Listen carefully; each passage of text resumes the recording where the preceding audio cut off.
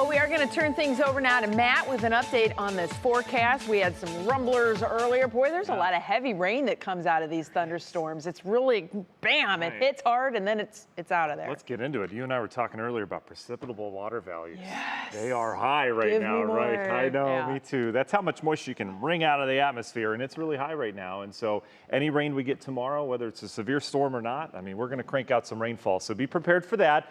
A lot of dry hours. This is how this works. Not everyone gets rain every day, and there's a lot of dry hours in between. And that's how tomorrow's going to go. We've got a thick start tomorrow morning. It is muggy. We've got dew points almost as high as they go this time of year. We're in the low 70s for dew points. That's where temperatures will be. A little bit of fog around where you had the rain today, variable clouds. And then we're talking a mix of sun and clouds and more showers and thunderstorms bubbling up during the daytime tomorrow. Severe weather threat tonight is all west of here. That's the good news. These storms are going to stay confined to Michigan. We'll have to watch the southern end of it, but we're dry on the radar here tonight. That's all ground clutter. Nothing of concern when you see that kind of green on the radar. But here's our frontal boundary. This waffle down to the south today. It's back up over Lake Erie tonight. And you can see this complex of showers and thunderstorms develop back towards Chicago is racing east. Bulk of the activities in Michigan, but the part to keep an eye on is this southern fringe. That's been kind of the squirrely part moving across near East Lansing now. This will head into Detroit within the hour. We'll keep an eye on that for our northern counties. That's really where any risk would be tonight as this kind of traverses the lake. So don't be surprised, especially our lakeshore counties. You hear rumble, thunder tonight, get some heavy rain as well. But tomorrow our attention turns to mainly our southeastern counties, as that's where everything is expected to reinitiate again tomorrow. So let's take you through it.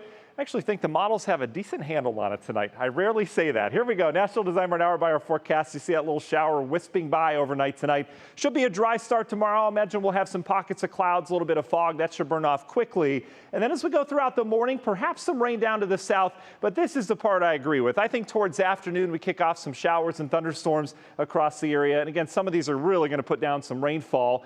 And there's no rhyme or reason for where they go. But I think they'll have more of a southeastern part of Ohio kind of initiation here. So that will continue throughout the afternoon. Some of those could be on the strong side. We'll keep our eye on it. And then tomorrow evening, everything kind of calms down. Friday's our dry day. We're going to squeak it in there, northeast Ohio. We'll start with some fog, low clouds, kind of that murky start. Clouds will eventually rise and we'll get some sunshine out of it. I know the models are painting some isolated showers on here. And I know we've got more moving in late in the evening, but we're going dry on Friday.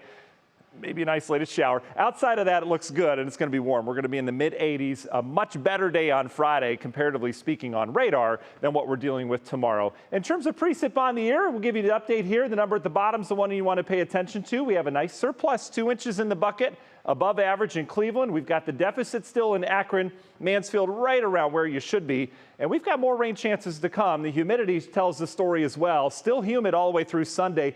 But there's some changes next week where we perhaps get some drier air in here. So let's give you an early look at the weekend here. Here's your dry day on Friday. There's rain all around, but dry here on Friday. Saturday, we'll likely have dry hours, and we'll likely have some more showers and thunderstorms in here as perhaps another complex sink south. That could linger into Saturday night, maybe some lingering moisture on Sunday. It looks like the bulk of it will be out towards the east. Monday's interesting. We get more rain on Monday, but this comes with a pretty potent front. We've been watching this over the last couple of days. This is going to have a little kick to it, so we could have some stronger thunderstorms around here on Monday, and then we'll go dry next week before more rain moves in here on Thursday. So chances of rain, they are aplenty, but you don't want to see a drought this time of year, and it's certainly not what we're going to be dealing with. The other story, the heat, these are typically the hottest days of the year, today through July 16th.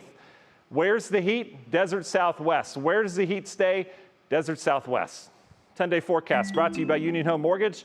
So it's just 80s in the forecast. Not too shabby. We've got lots of storm chances from here. And then they stay in the 80s with more storm chances all the way through the end of July.